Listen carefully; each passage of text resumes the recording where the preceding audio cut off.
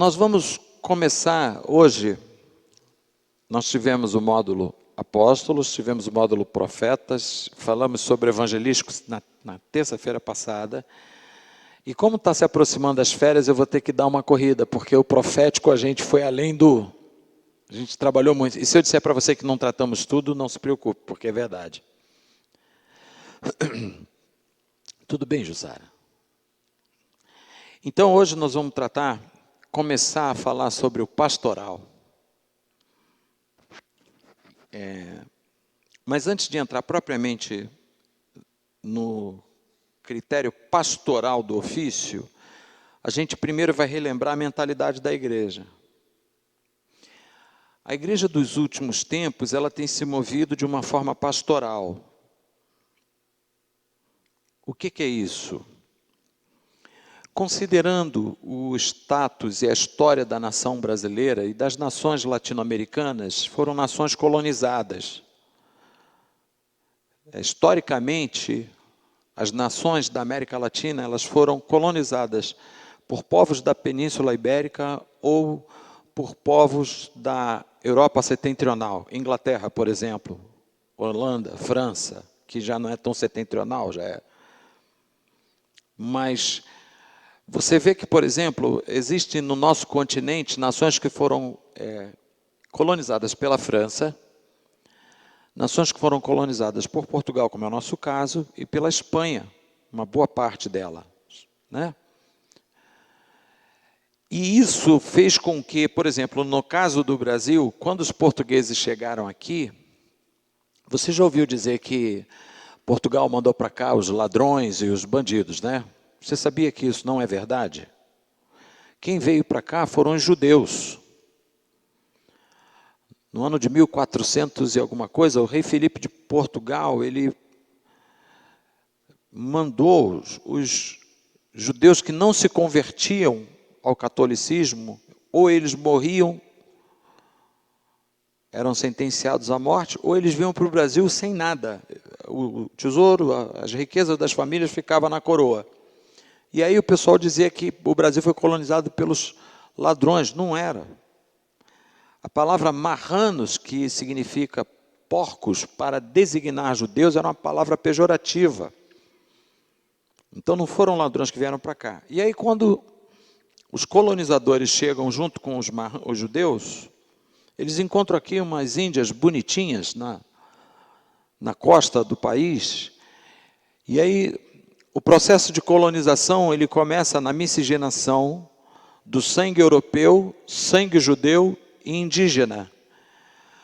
Com o acontecimento da escravidão, a mão de obra escrava que vem dos países africanos, aí começa a misturar português, judeu, índio, africano, e a nossa nação brasileira, ela não sabe de onde vem. Quando não se sabe de onde vem, você vive uma situação chamada orfandade. Nós não temos assim por exemplo, os suíços, eles sabem a origem deles. O judeu sabe a origem deles. Você vai perguntar para os judeus, você vem de quem? Ele diz, de Abraão. Aveinu Avraham, pai Abraão. Mas os brasileiros, eles não sabem de onde vem. Se você fizer um mapeamento genético do brasileiro, você vai encontrar uma aquarela. E glória a Deus por essa diversidade. Amém? Eu gosto da ideia de saber que eu tenho o sangue europeu e tenho o sangue africano. Eu gosto dessa ideia.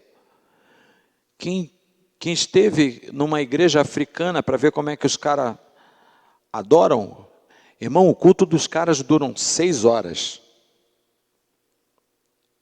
Sabiam disso? Um pastor brasileiro foi pregar num culto africano, ele levou uma mensagem com 40 minutos. Quando ele acabou de pregar, o pastor africano falou assim, irmãos, agora nós vamos continuar o culto porque o pastor brasileiro está um pouco cansado.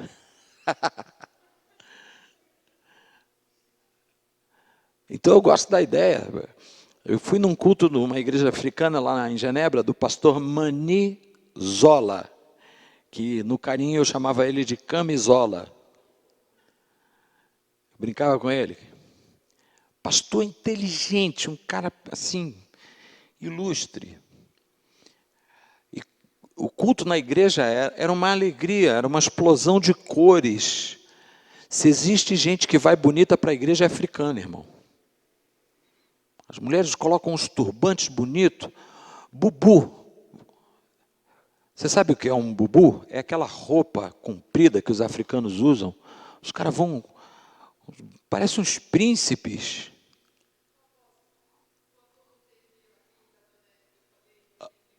Aham.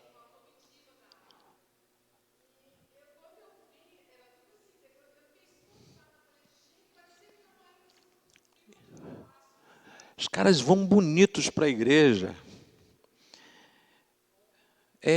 Sabe? Então eu gosto da ideia de ter sangue africano, porque... Mas isso gerou na nossa nação um sentimento de orfandade. Consequentemente, a igreja se torna órfã de pai. E aí, vamos entrar na aula, a igreja se torna uma igreja pastoral, cujo sentimento é de maternidade e não de paternidade.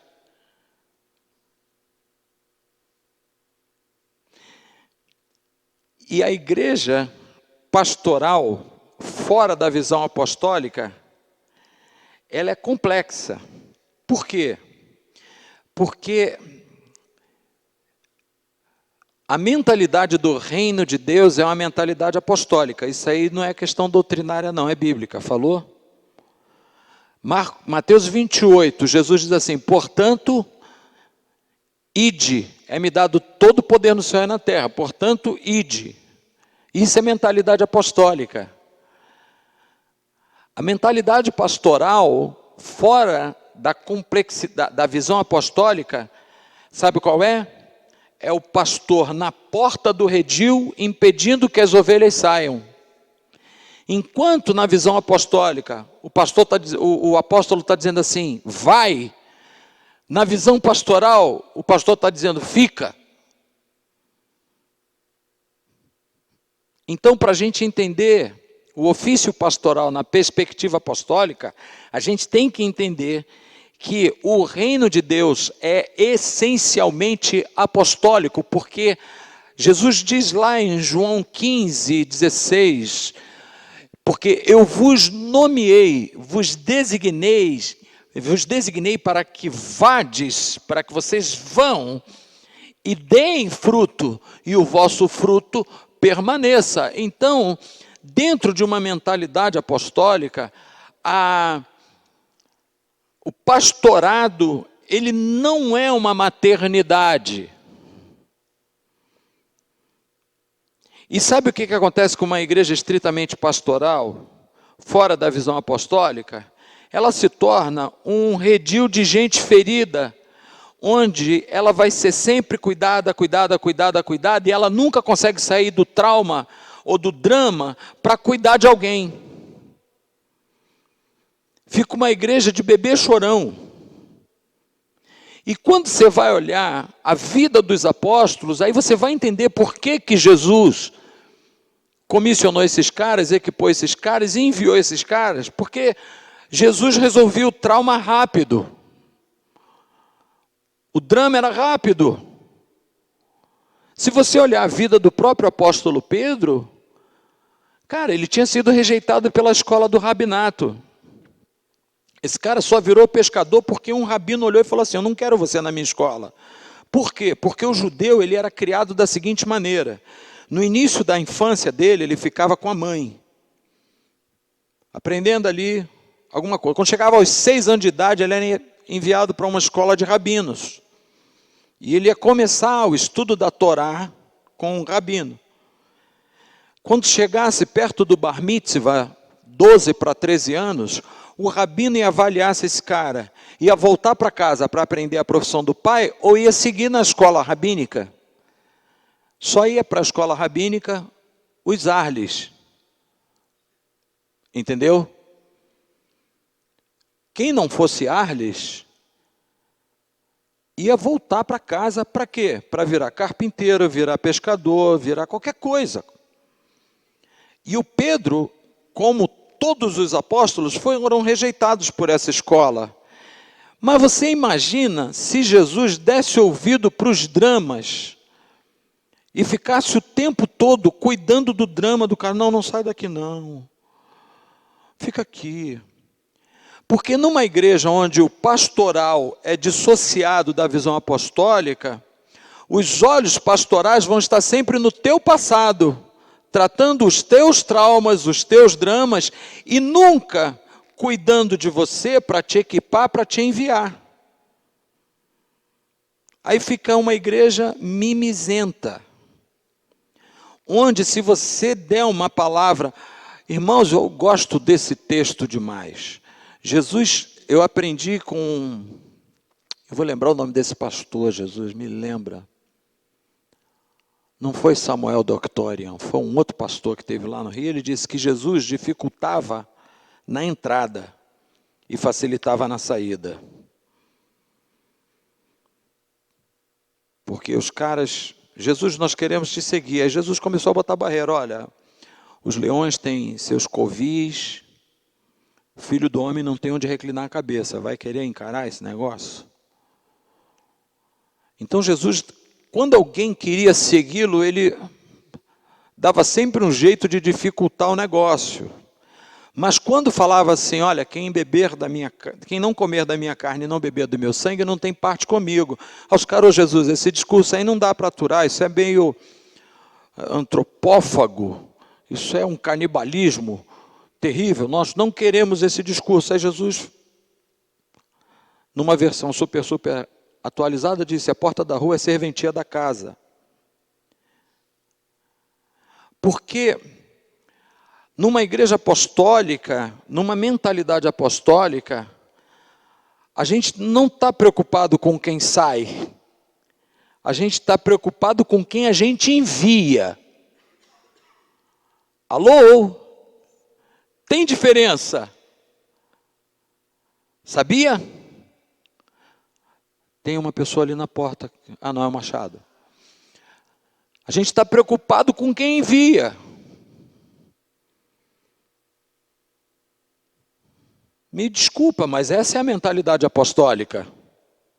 Porque Jesus, ele fez exatamente isso. Ele olhou para os apóstolos e disse, quereis vós vos retirar também? Eles estão indo, vocês querem ir juntos? Sabe por quê, irmão? Porque numa mentalidade apostólica, a obra de Deus não sofre solução de continuidade. Ninguém é insubstituível numa visão apostólica. Porque o centro da visão é Cristo. Numa igreja onde o pastorado não está agregado a essa visão, o centro da visão é a visão. Numa igreja apostólica, o centro da visão é Cristo, porque nele, para ele, por ele, são todas as coisas. Então é o seguinte, quer ir, irmão? Tchau. Deus levanta até das pedras filhos para Abraão.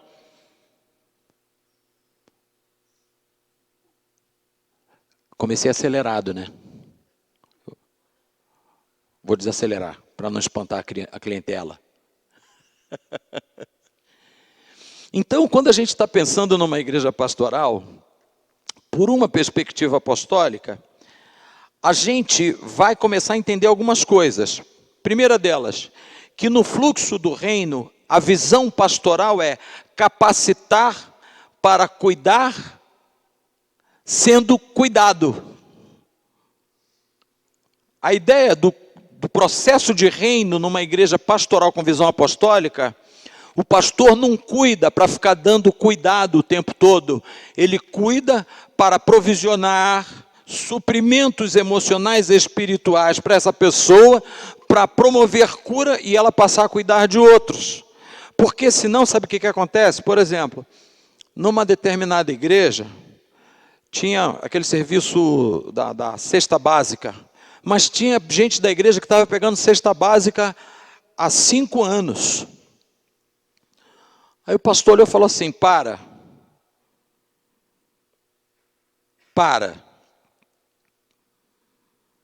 Você vai ficar nessa aí até quando? Porque não se levanta para ser um agente de transformação. se apega ao ser cuidado. E eu conheço pessoas, irmãos, que não andariam numa igreja apostólica exatamente porque ela depende da misericórdia alheia para continuar vivendo.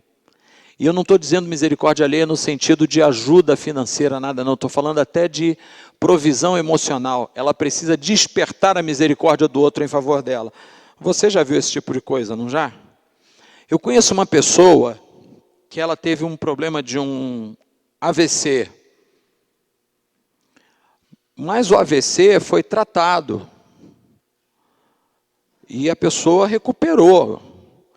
Mas ela é tão defraudada emocionalmente que ela está andando na rua. Ela está caminhando, na boa. Se vem alguém conhecido, começa a tocar pandeiro.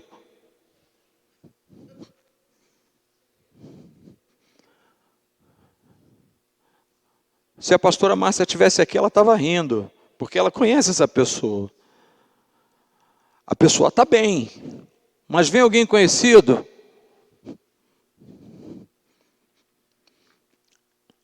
aí um dia essa pessoa veio conversar comigo, irmão, não durou 3 minutos a conversa, porque eu não dou misericórdia para alimentar enfermidade. E o ofício pastoral na perspectiva apostólica, ele não vem para liberar misericórdia para manter o cara enfermo. Percebe isso?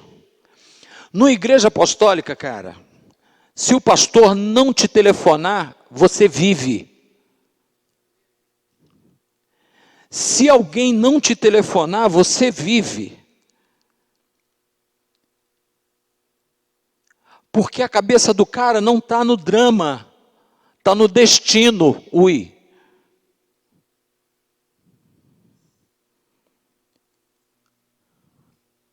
Você está entendendo isso, irmão?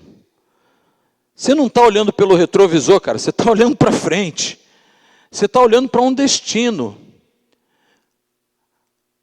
Por isso que o pastoral vinculado a uma mentalidade apostólica de reino de Deus, ele não promove ovelha, ele gera leões. Os caras são cabulosos, irmãos. O Davi, ele era pastor, concorda comigo? Pastor de ovelhas, não foi? Quando ele recebeu a unção na cabeça, ele voltou para pastorear a ovelha, não foi? Quanto tempo ele ficou pastoreando a ovelha, irmão? Rapidinho ele arrumou um gigante para encarar. E aí depois que ele pegou e matou o gigante, Deus muda o cenário. Olha o que Deus vai fazer com esse pastor. Olha o que Deus vai fazer com esse pastor. Permite que um espírito maligno perturbe a vida do rei Saul. O cara começa a perseguir o Davi vai para a caverna de Adulão. Quem é que se junta a Davi naquele lugar? Os amargurados de alma, os endividados, os perturbados. Só que 300 homens que andavam com Davi se tornaram a tropa de elite do exército de Israel. Porque Davi tinha coração apostólico e ele não ficou lambendo as feridas desses caras. A Bíblia diz que os homens que estavam com ele eram todos amargurados de espírito. Mas quando existe uma mentalidade apostólica, o pastorado não vem para ficar alisando ovelha, ele vem para uma mutação, para uma transformação, e aí entra um amargurado e vai virar um guerreiro louco. Para você ter ideia, lá em Israel, o treinamento que os caras fazem hoje,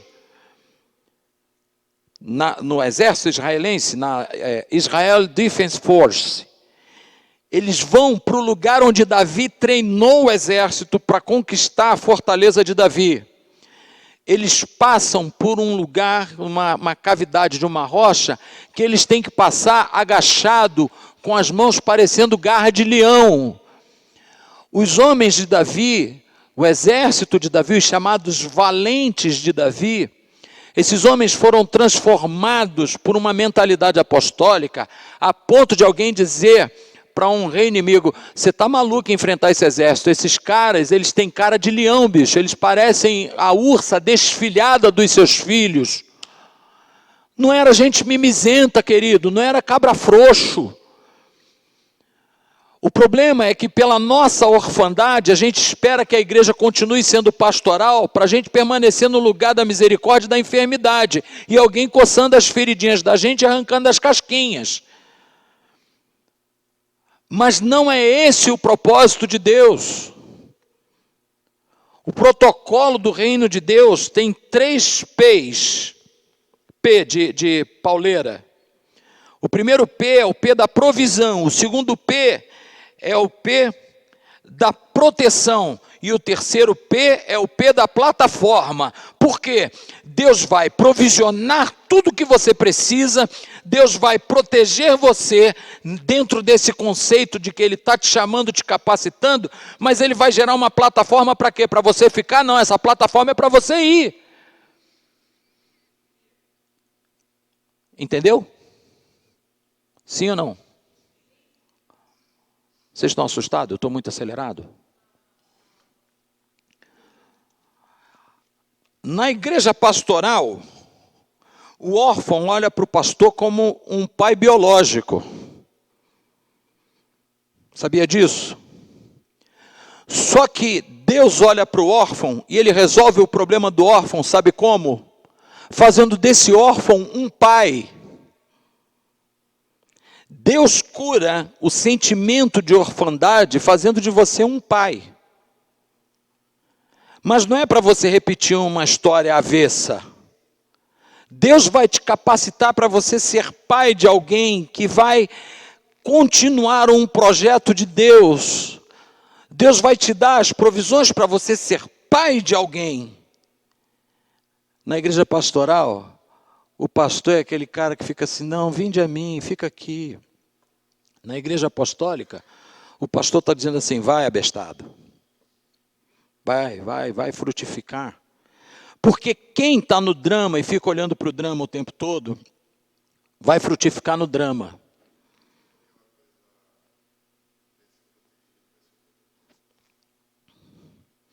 Eu estava conversando com a pastora Lilian, e ela estava me contando um caso. A pastora Lilian, ela é psicóloga, né? E ela estava me contando que ela já tratou de situações onde o camarada, ele conseguia salvar todo mundo, ajudar todo mundo, mas da porta da casa dele para fora. Da porta da casa dele para dentro, a situação era muito complexa. E esse é o tipo de ferida que acontece muito dentro de um conceito pastoral, fora de uma mentalidade apostólica. Porque dentro da mentalidade apostólica, o primeiro a ser consertado sou eu. Porque ovelha doente gera enfermidade. Quando Jesus entra na vila de Gadara, o que ele faz?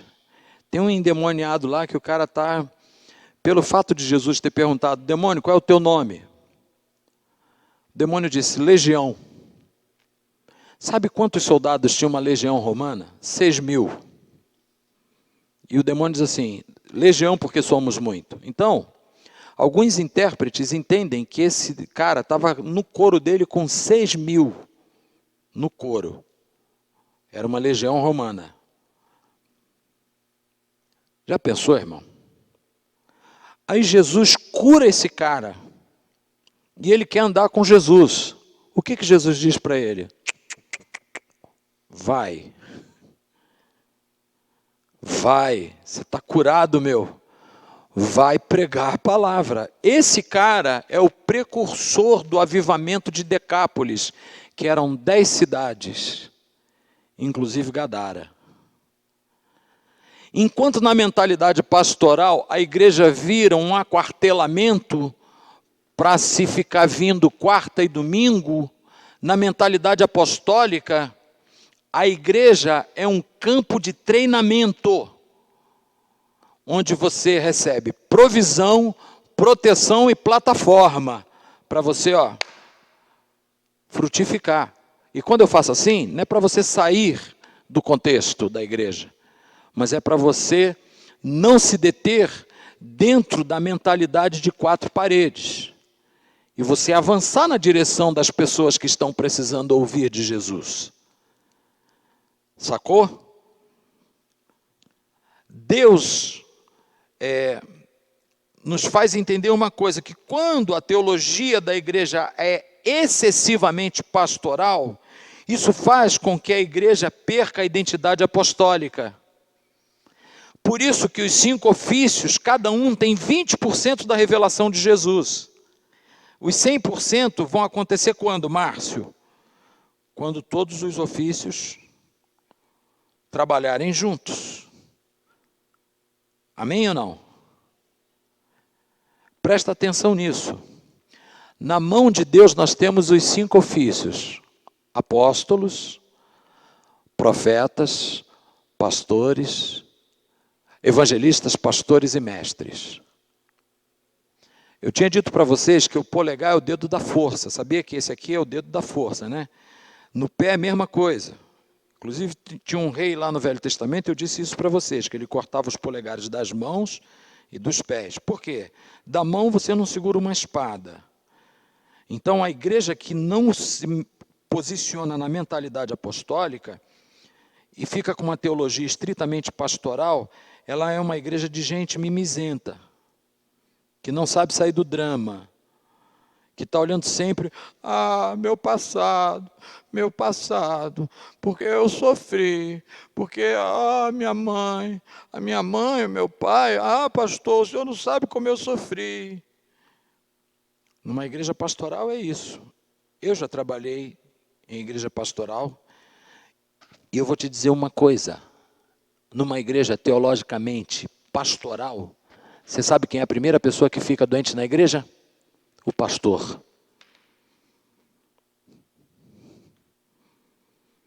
Você está vendo quantos pastores estão... Porque o cara não está ensinando as pessoas a resolverem a sua situação com Deus, ele está absorvendo tudo que é de todo mundo o tempo todo.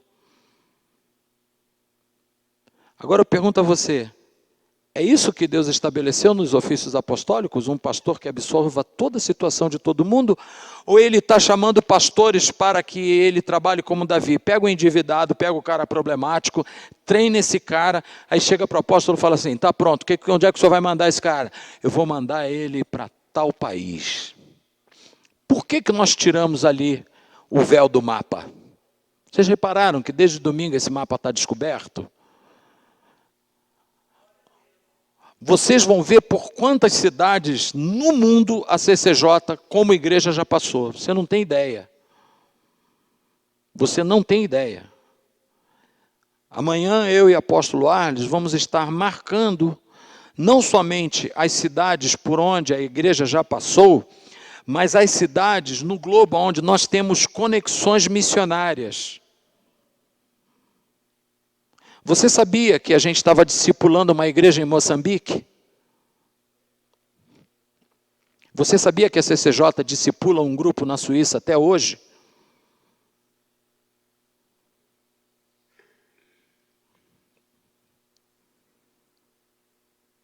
Então a gente não tem tempo para ficar. E é interessante, irmãos, porque quando você vai ler a história de Gideão, olha o que é uma visão apostólica. O Gideão, o pastor Lucas até mencionou isso domingo na mensagem, ele estava malhando trigo no lagar, porque tudo que Israel plantava, os midianitas vinham e roubava tudo.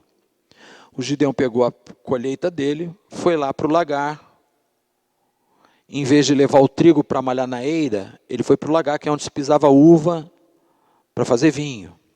Era a estratégia dele para não perder a colheita. E aí o anjo do Senhor aparece, fala com ele: varão valoroso, o Senhor é contigo.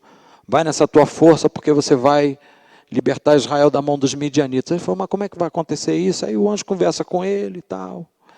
Ele resolve tocar a buzina e juntou um exército de 33 mil homens. Irmão, só que ele ia lutar contra 185 mil. É suicídio, né? 6-1. Nem Bruce Lee em toda a sua glória, né? 6-1 não dá. Aí, Deus olhou 33 mil e falou: Gideão, tem muito povo com você. Manda os tímidos e os covardes saírem dessa tropa aí. Sabe quantos saíram? 20 mil. Eu falei: Jesus é muito covarde na parada. Ele falou: mas a história se repete. A história se repete. Porque quando você pensa numa teologia estritamente pastoral e você fala assim: irmãos, nós vamos invadir tal lugar e tomar para o reino de Deus. Os covardes não vão, irmão, eles vão tremer. Teve uma vez que eu estava numa igreja, estou parado lá na porta assim, e o pastor pregando. Aí caiu um endemoniado, aqui assim. Aí o diácono veio e falou assim: pastor, o senhor pode ali expulsar o demônio porque esse não é o meu ministério? Eu parei, olhei para ele e falei: não. E continuei aqui. Poderia ter ido? Poderia. Mas, irmãos, pensa o que é alguém com 30, 40 anos de evangelho dizer: não é meu ministério expulsar demônio? Diga comigo, passa amanhã. Fala aí, por favor, por favor. Passa amanhã, irmão. Mas isso é o que acontece nas igrejas pastorais, onde os crentes estão achando que a igreja é um lugar quentinho. E aí eu tenho problemas na minha casa, eu vou para a igreja porque eu me sinto bem. Numa igreja cuja teologia é apostólica, o primeiro lugar de adoração é a casa. E aí você chega no domingo para celebrar tudo que Deus fez dentro da tua casa durante a semana. Quando a teologia é extremamente pastoral, a mensagem é: venha porque Deus vai te abençoar hoje. Eu queria ver a gente acordar no domingo, tomar aquele banho, beleza, ou frio ou quente, conforme lhe convier, e você embaixo do chuveiro falar assim: Jesus, o que o senhor quer tomar meu hoje? Isso é mentalidade apostólica. Porque teve um pastor que ofertou um carro. Ele tem 3 filhos e um deles especial. Aí um membro da igreja desse pastor falou assim: não entendi nada. Como é que o senhor deu o seu carro? Aí o pastor bateu no ombro dele e disse assim: Deus tomou o meu carro porque ele não pode tomar o seu.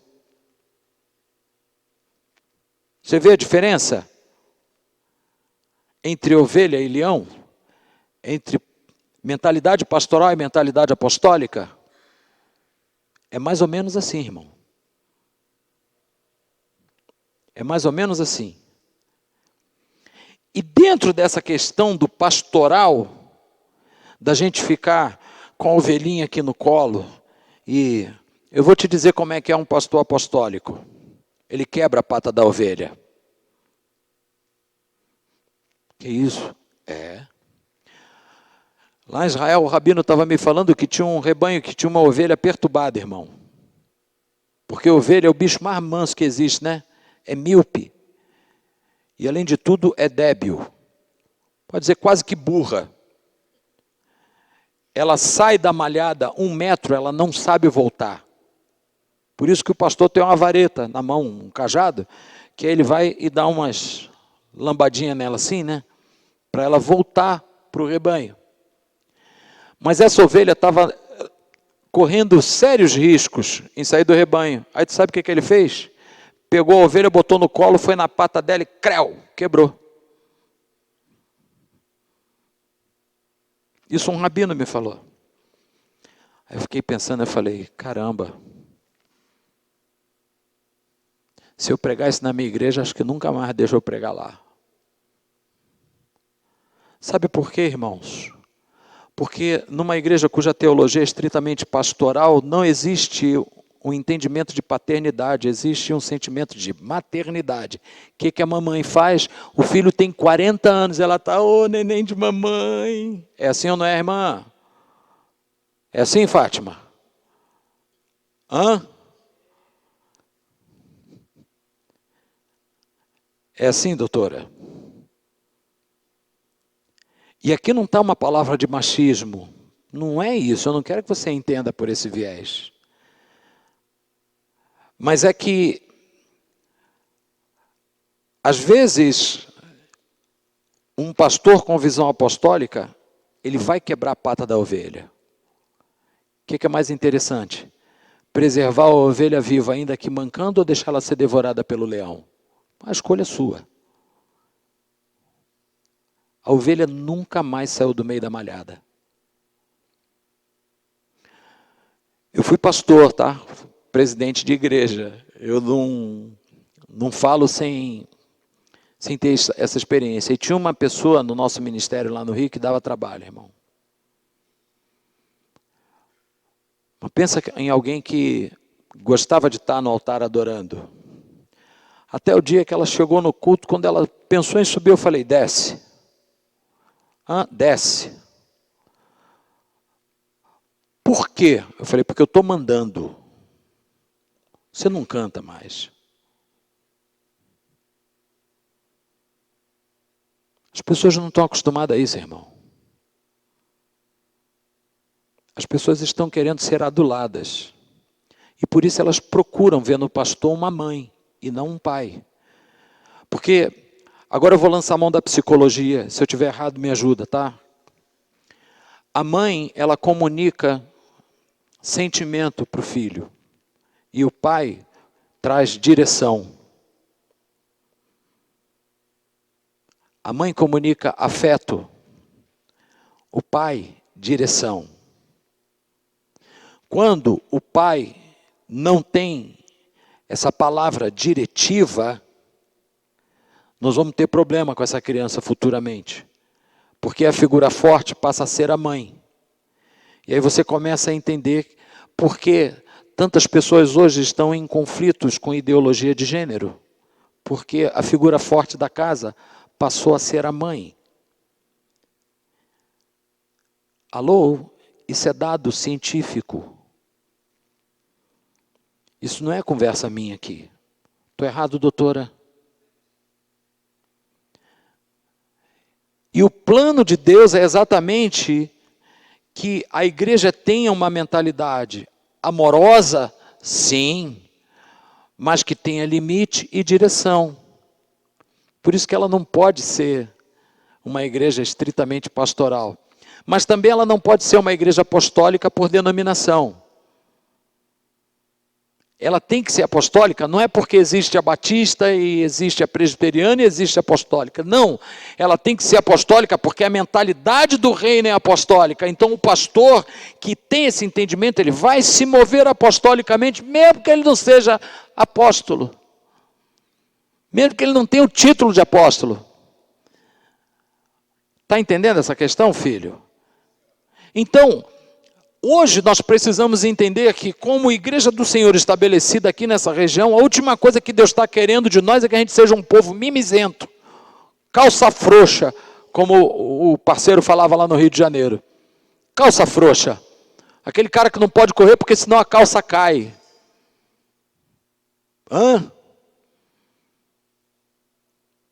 Crente que se fere porque o pastor não ligou para ele hoje. Passa amanhã, querido. Não dá tempo para isso. Tem um destino preparado para você. Deus está olhando um propósito que Ele estabeleceu na eternidade para você. E você está olhando porque o pastor não falou com você, você vai sair da igreja? Teve um que chegou para mim e falou assim, eu não vou mais dizimar nessa igreja. Eu falei, cara, vai ser muito bênção você não dizimar. Aí ele ficou me olhando, o senhor não fica triste? Eu falei, claro que não.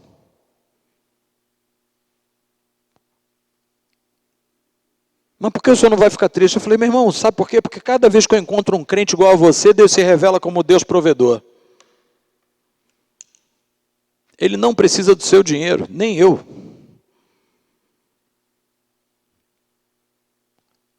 É? Falei, é. Uma família foi me procurar lá na igreja no Rio, aí chegou na porta da igreja, paz do Senhor, pastor, paz do Senhor, meu irmão, tudo bom, tudo bom. Olha, palavra tremenda, falei, glória a Deus. Aí o Espírito Santo falou assim comigo, cuidado. Aí, no outro domingo, veio a família de novo. Aí vieram com mais 5. Aí eu falei, Jesus, o que está acontecendo? Ele falou, calma. Pastor, a gente pode ficar aqui na sua igreja? Eu falei, vamos orar. No outro domingo, só a família era 20. Aí um desavisado lá da igreja, nossa igreja está crescendo, né? Eu falei, não, está inchando, nós vamos desinchar isso agora. Acabou o culto, a família veio falar comigo, pastor, a paz do Senhor. Eu falei, a paz do Senhor, meu irmão. Fala aí, desembucha, vai. Não, nós estamos comunicando ao Senhor que nós estamos vindo para cá. Eu falei, eu estou comunicando a você que eu não te recebo. Como assim, pastor? Eu falei, meu irmão, eu não quero você aqui para os cavalos de Faraó virem atrás de você. Volta lá para a igreja de onde você veio, te acerta com teu pastor, te humilha. Resolve a tua situação, porque o que eu menos preciso aqui é que você traga uma tropa de Faraó para essa porta. Tchau, não te quero aqui de noite. O tesoureiro da igreja, pastor, o senhor está louco. 20 pessoas. O senhor viu os carros que eles chegaram? Eu falei, eu quero que se lasque. Eu não estou aqui por causa do carro que chega, irmão, porque senão nunca vou andar na carruagem de Elias se eu ficar olhando para os carros que chegam. Não posso, meu velho. A palavra diz que o reino de Deus não é comida nem bebida, mas alegria, poder e paz no Espírito. Então me dá licença. Tem um destino diante de mim. Então, como pastor, eu quero preparar uma igreja que chegue nesse lugar. Esse é o pastorado apostólico. Diga comigo, um pastor apostólico, ele não apacenta ovelhas. Ele trabalha num processo de progressão genética. De ovelha para leões.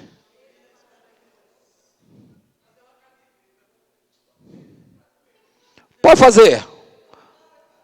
Você que está assistindo, não pega essa ideia. Ela não te pertence. De ovelha para leões. Porque o arquétipo bíblico, ovelha é só uma das perspectivas e das figuras de linguagem que se trata da igreja. Sabe por quê? Porque fala da dependência de Jesus, da nossa dependência dele. Paulo disse lá em Atos, porque nele nos movemos, pensamos e existimos. Então isso é ovelha. Só que quando ele está em nós, Cristo em vós, Colossenses 2:27, Cristo em vós, então não é para ficar com cara de ovelha. Cristo em vós é o leão em vós, irmão.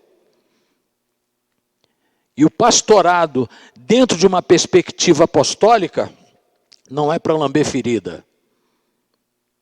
Aliás, pastor de igreja apostólica, ele não lambe ferida. Ele vai te dar um vidro de iodo. Quem é do tempo do iodo, dá um glória a Deus aí. Do mertiolate. Oh, Jeová poderoso. Aquele que tinha uma paletinha de plástico assim, quadradinha assim. Aquilo, quando a gente olhava, fazia confessar até os pecados que não cometeu. Amém, irmão? Ô troço para arder aquilo. Isso é pastor de igreja apostólica, irmão. E o médico, que é o apóstolo, já deixa um kit com o pastor. Toma o kit. Porque na mentalidade apostólica, o pastor cuida para enviar. Ele não cuida para reter. Não é um aprisco, irmão. Fica aqui, ovelhinha de papai. Papai não vai deixar te acontecer nada. Ô, irmão. Você sabe que numa mentalidade apostólica, a igreja, dentro dessa mentalidade, ela está preparada para perder tudo. Você sabe em que ambiente o apóstolo João escreveu as 3 cartas e o livro de Apocalipse? O imperador que estava na época chamava-se Domiciano. Ele odiava a igreja. Mas quando ele ia falar da igreja, ele falava com medo e através de poesia. E aí ele mandou pegar o apóstolo João. E por ódio ao apóstolo João, ele decretou que João morresse dentro de um tonel de óleo fervendo. Vocês não sabiam disso? História dos mártires. Aí botou o apóstolo João, idoso, dentro de um caldeirão de óleo fervendo. Só que João não morreu. Ele saiu dali todo deformado. Não. E os caras falaram, não dá para esse cara ficar aqui, bicho. Bota ele na ilha de Patmos. Olha, mentalidade de drama. Eu estou aqui todo queimado. Tudo por causa do teu reino. Não valeu. Não valeu a pena seguir você. Você deixou nós sozinhos aqui. Eu estou todo queimadinho. Mentalidade apostólica. João começa escrevendo a primeira carta. Filhinhos. Segunda carta. Filhinhos. Terceira carta. Filhinhos.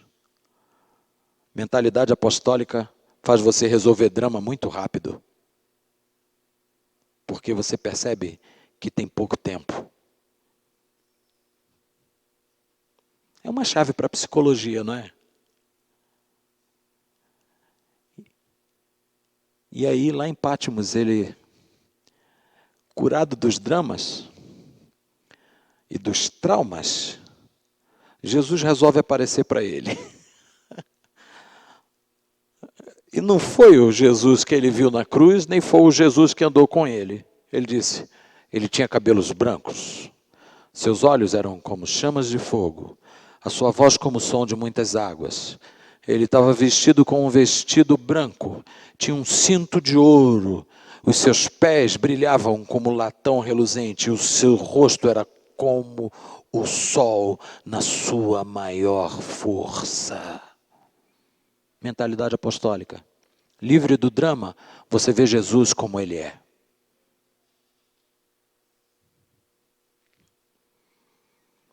No drama, você vai procurar o pastor para alimentar a tua ferida. Livre dele, você procura o pastor já assim, para onde eu vou? Fala aí, AP. O que você está precisando? Irmão, dentro dessa percepção, já estou acabando? Eu estou gostando de acabar a aula cedo. E olha que eu escrevi pra caramba, irmão, mas eu tô sem ler o script. Diga glória a Deus.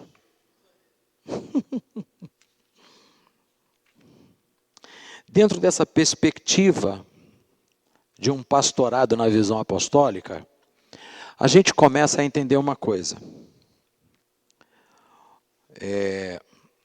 Pastores vão trabalhar junto com apóstolos, profetas, evangelistas e mestres, para que a igreja ela não se torne um lugar de gente mimimi. Eles vão trabalhar para gerar gente com cara de leão. Isso aí está claro para você? Agora, mais do que qualquer coisa, pastores, apóstolos, profetas, evangelistas e mestres vão trabalhar para que a visão da igreja não seja roubada e a identidade da igreja não seja negociada.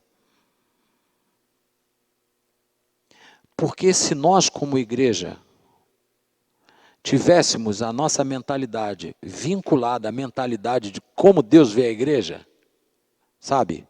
É a esposa do meu filho, então não é qualquer coisa.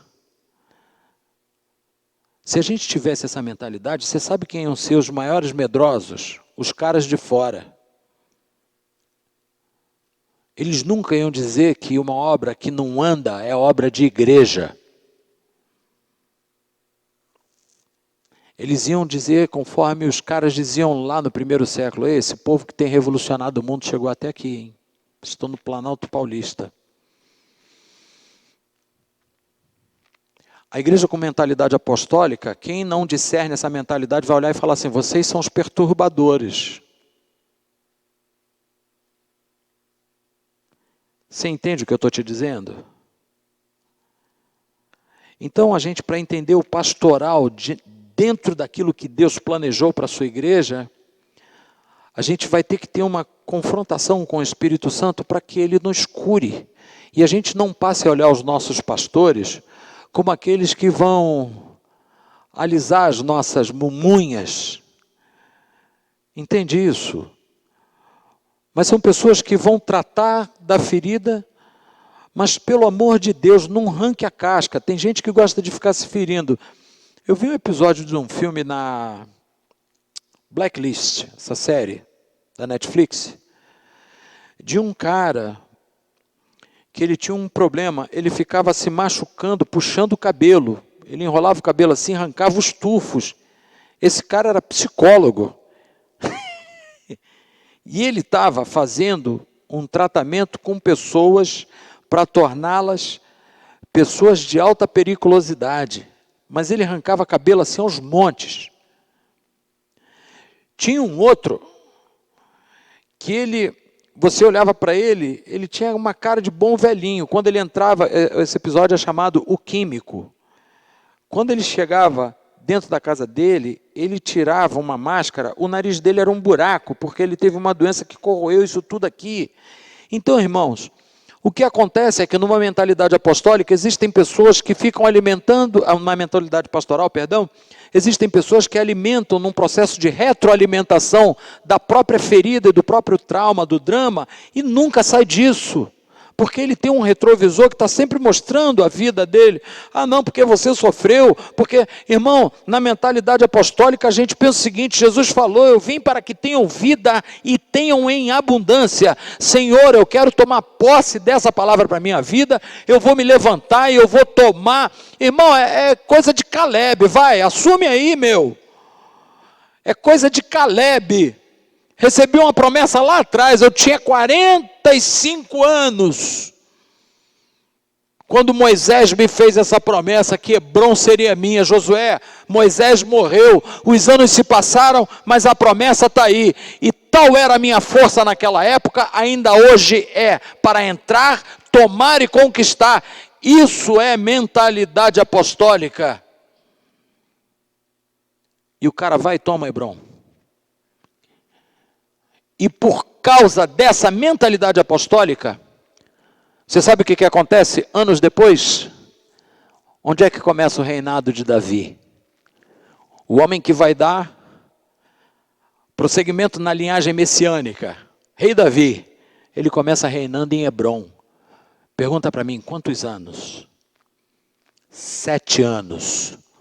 7, no hebraísmo, perfeição, plenitude. Quando existe alguém que toma posse de uma mentalidade apostólica, os anos passam. Lá na frente, alguém vai ter um ministério pleno, porque você não negociou a mentalidade.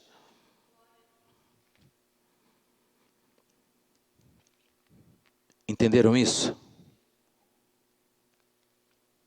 Numa época em que o mimimi é o lance. Antigamente, irmão, eu era o rolha de poço. Rolha de poço, porque gordinho.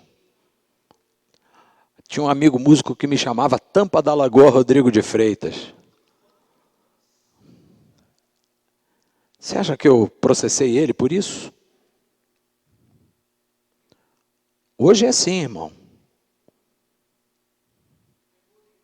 É bullying. Na minha época, não tinha bullying. Sofreu bullying na escola, irmão, quando era criança? Alguém morreu por causa disso? Agora tem processo. Agora Você tem que respeitar a minha história. Isso está dentro da igreja, irmão. Aí sabe o que a gente está vendo? Pessoas procurando para falar, eu estou insatisfeito por isso, por isso e por isso. Eu fico olhando, falando assim, Deus amado.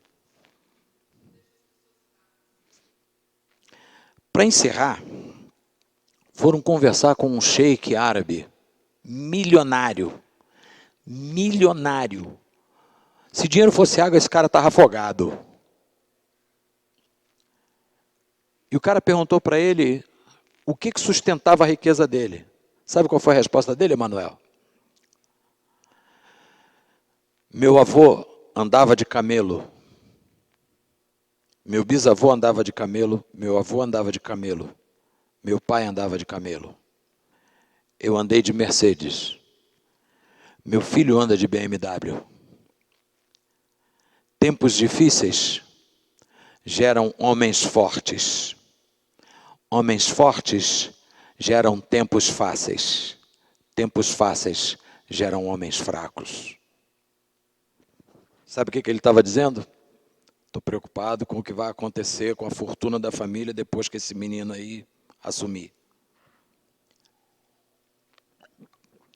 Você sabe quando virar o avivamento sobre a igreja? Na hora que o Lula assumiu o governo e disse assim, fecha as igrejas. Porque nesse momento Deus está dando a oportunidade para que as coisas aconteçam e ninguém quer nada. Está todo mundo pastoral. Ninguém está querendo nada. Você já viu como é que está a igreja na Venezuela? Dá uma olhada. Está no YouTube para você ver. Você sabe como é que é a igreja em Cuba? Hã? Me desculpe, irmão, eu não consigo pensar em crente com pensamento esquerdista. Não consigo. Me desculpa, você que está me vendo, não dá. Conversei com o professor de Filosofia e História da Universidade Federal do Estado de Pernambuco. Ele assinou a carta de fundação do PT. E eu, conversando com esse professor, perguntei a ele, existe a possibilidade de se equacionar uma via entre comunismo e fé? Ele disse, impossível, o Deus do comunismo é o Estado. Vai, crente, vota na esquerda. Me desculpe, irmão, mas eu não nasci ontem.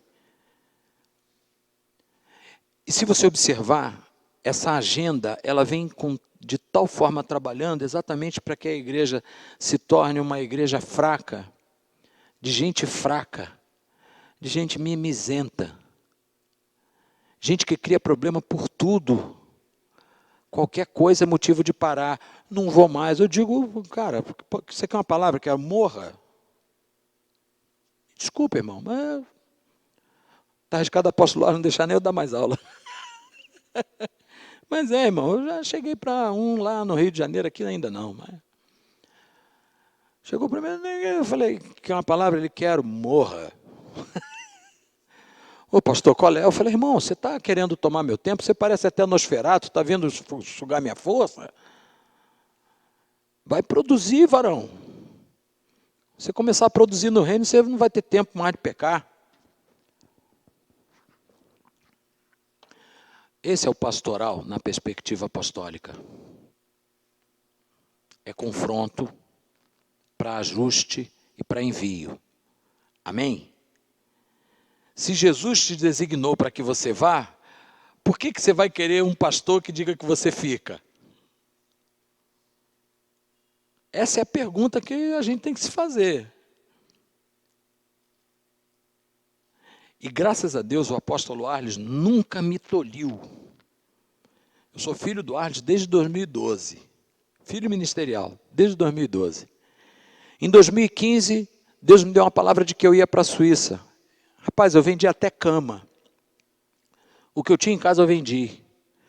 Cheguei para ele, antes de começar o processo Vende-se Tudo, processo Desapega, OLX. Cheguei para ele e falei assim, tem um negócio para conversar contigo. Reunião da ANC, Vitor. Eu e a pastora Márcia, lá em Jaú. Falei com ele, AP, a gente tem um papo para trocar contigo. Aí ele olhou para mim e falou assim, eu já sei o que é. A gente andando na rua assim, ele me abraçou e falou assim, eu já sei o que é. Deus falou que você vai para a Suíça. E eu vou te enviar. Eu falei, Deus já tinha falado com você? Ele falou, já, mas lá no almoço a gente conversa. Quando acabou o almoço, ele olhou para mim e falou assim, vocês não vão sair do Brasil sem que eu te unja apóstolo, porque o nível de combate que você vai não é pouco. Então eu vou desatar a unção apostólica sobre a tua vida. Aí eu falei, você tem certeza? Ele falou, claro. E aí ele me botou no arco e falou, vai filho, 5 anos na Europa. E não foi fácil não, tá? Foi fazendo faxina, fazendo coxinha. Alguém já mexeu uma panela de massa de coxinha? Você nunca fez isso?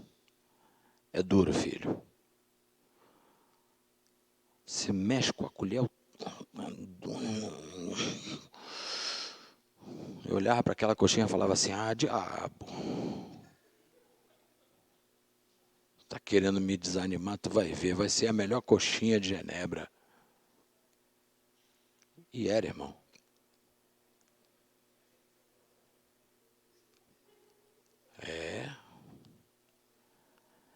Saindo num frio de menos 3 graus, com uma bolsa desse tamanho e 30 empadões para vender.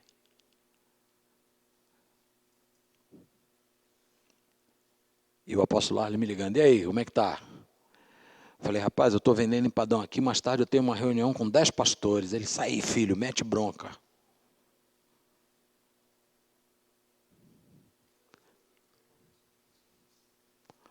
A minha Antioquia estava aqui, mas o meu combate era lá. Antioquia, a minha base, estava aqui. Aí quando eu chegava aqui, refrigério, diga aleluia. Jardineira, fale, louvado seja Deus.